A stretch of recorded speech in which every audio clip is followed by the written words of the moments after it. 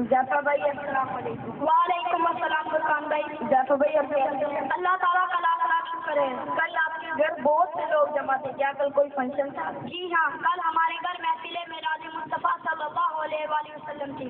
یہ محفل میلاد مصطفیٰ صلی اللہ علیہ وسلم کا کیا مطلب ہے؟ محفل کا مطلب ہے جمع ہونا اور میلاد کا مطلب ہے پیدائش، یعنی ایسی محفل جس میں نبی پاک صلی اللہ علیہ وآلہ وسلم کی پیدائش اور اوصاف کا ذکر کیا گیا ہو۔ کیا میلاد کا لفظ کسی حدیث کی کتاب میں آیا ہے؟ جی ہاں، ترمذی شریف میں ایک باب ہے جس کا نام ہے باب ما جاء فی میلاد النبی، جس کی حدیث نمبر 3624 میں ہے کہ صحابی نے میلاد کا لفظ استعمال کیا۔ حضور پاک صلی اللہ علیہ وسلم کی وفات کو تو 1400 سال گزر چکے ہیں، آج پیدائش کا ذکر کیوں کرتے ہیں؟ قرآن پاک کی سورۃ الحجر کی آیت نمبر 28 میں حضرت آدم کی پیدائش کا ذکر ہے، سورۃ مریم کی آیت نمبر 7 میں حضرت یحییٰ کی پیدائش کا ذکر ہے، سورۃ 3 کی آیت نمبر 4 میں تمام انسانوں کی پیدائش کا ذکر ہے، اور سورۃ البلد کی آیت نمبر 3 میں حضور پاک صلی اللہ علیہ وآلہ وسلم کی پیدائش کا ذکر ہے۔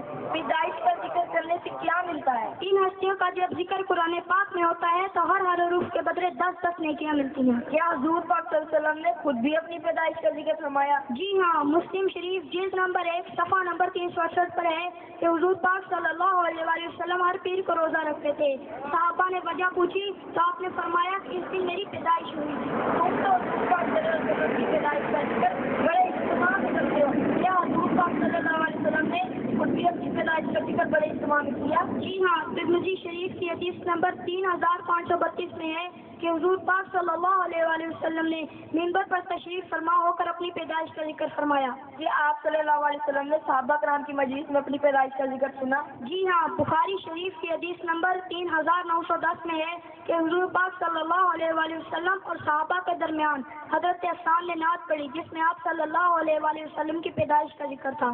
آپ 12 ربیع الاول کو میلاد کی خوشی مناتے ہو، آپ کے پاس کیا دلیل ہے کہ حضور پاک صلی اللہ علیہ وسلم 12 ربیع الاول کو ہی پیدا ہوئے؟ حضرت جابر اور حضرت عبداللہ ابن عباس نے بھی یہی فرمایا ہے۔ البدایہ والنہایہ ابن المواہب اور امام قسطلانی جلد نمبر 1 صفحہ نمبر 198 پر بھی یہی لکھا ہے۔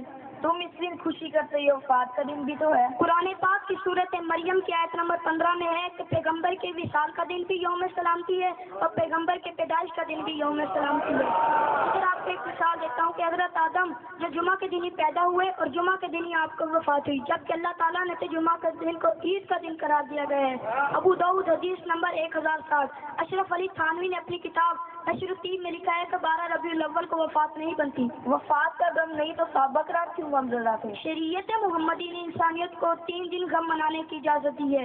بیوہ عورت 4 ماہ 10 دن تک غم منا سکتی ہے، اور 1400 سال کے بعد غم کی بات کرنا شریعت کے خلاف ورزی ہے۔ ادھر آپ کو ایک مثال دیتا ہوں کہ ایک ماں اپنے بچے کو ایئرپورٹ پر چھوڑ کر آتی ہے اور روتی ہے، لیکن وہی بچہ جب وہاں پہنچ کر خیریت کا فون کرتا ہے تو ماں خوش ہوتی ہے کیونکہ اس کا بیٹا زندہ بھی ہے اور اس سے تعلق بھی قائم ہے۔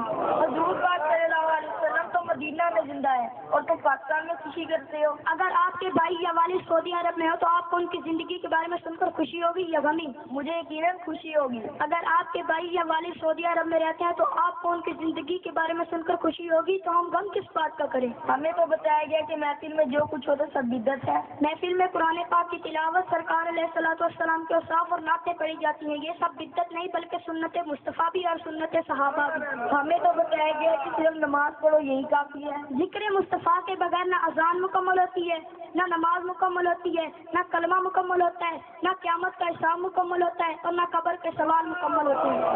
ہمیں تو بتایا گیا کہ کھڑے ہو کر سلام کرنا بھی شرک ہے، اس کے جائز ہونے کا کیا حوالہ ہے؟ اگر ہم گلی محلے میں کھڑے ہوں تو ایک دوسرے کو کھڑے ہو کر سلام کرتے ہیں، کلاس میں استاد آ جائے تو کھڑے ہو کر سلام کرتے ہیں، اور رمضان المبارک کی رات ہر فرقے کا ہر بندہ ہاتھ باندھ کر سلام علی المرسلین، تمام رسولوں پر سلام۔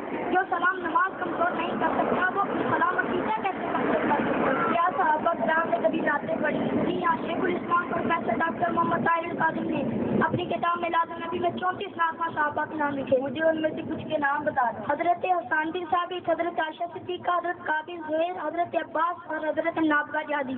محفل میں لائٹنگ کرنا فضول خرچی ہے۔ پہلے یہ بتاؤ، یہ فتوے تمہاری شادیوں کے موقع پر کہاں چھپ جاتے ہیں؟ الیکشن کے دنوں پر کہاں پہ چھپ جاتے ہیں؟ اپنی باری پہ سب جائے اور غصہ صرف محفل میلاد پر، جبکہ اللہ تعالیٰ سے فرماتا ہے کہ میں وہ ہم نے تمہارے ہی لیے زمین کا قالین، آسمان کا سائبہ، आसमान का साइबान, सूरज का गलोब और सितारे को कंक में सजा दिए।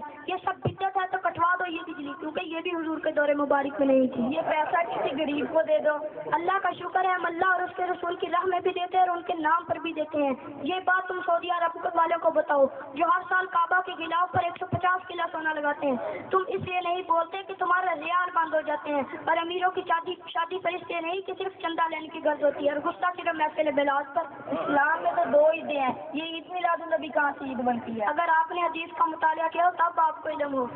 क्या आपको यकीन है कि हुजूर पाक सल्लल्लाहु अलैहि वसल्लम को महफिल का इल्म होता है और क्या वो राजी होते हैं? जी हाँ, हुजूर पाक सल्लल्लाहु अलैहि वसल्लम ने फरमाया कि मैं अपनी उम्मत को ऐसे देखता हूँ जैसे अपनी हथेली को।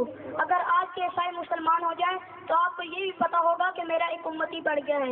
इधर आपको एक वाक़या की दलील देता हूँ कि शाह वलीउल्लाह मुहद्दिस दहलवी, उनको तमाम उलमा अपना इमाम मानते हैं। वो अपनी किताब दुर्र समी में लिखते हैं कि मेरे वालिद शाह अब्दुल रहीम हर साल मिलाद मनाया करते थे, लेकिन एक साल माली हालात कमजोर होने की वजह से चंद चने लिए और उन पर ही मिलाद बयान फरमाया। रात को आप सल्लल्लाहु अलैहि वसल्लम की ज़ियारत हुई तो आपने फरमाया कि दिल्ली में मेरे गुलाम ने मेरा मिलाद मनाया है। आपको घर शहर हत्ता का लंगर का भी इल्म होता है। जैफा भाई आपका बहुत शुक्रिया, आपने मेरे सारे शौक दूर कर दिया है। अब मुझे हकीकत का पता चला है कि ये लोग कभी जलसे करते हैं, कभी अज़मत कुरान, कभी सीरत का, कभी इलेक्शन, मगर इनको जायज़ कहते हैं। और जहाँ जिस जगह हुजूर पाक सल्लल्लाहु अलैहि वसल्लम का जिक्र हो उसे बिद्दत कहते हैं। बल्कि इन बदबख्तों को समझना चाहिए कि जहाँ जिस जलसे में या मिलाद में हुजूर पाक सल्लल्लाहु अलैहि वसल्लम की इज्जत का जिक्र हो वो बिद्दत नहीं बल्कि उसमें बरकतें ही बरकतें होती हैं। आज से मैं जैसे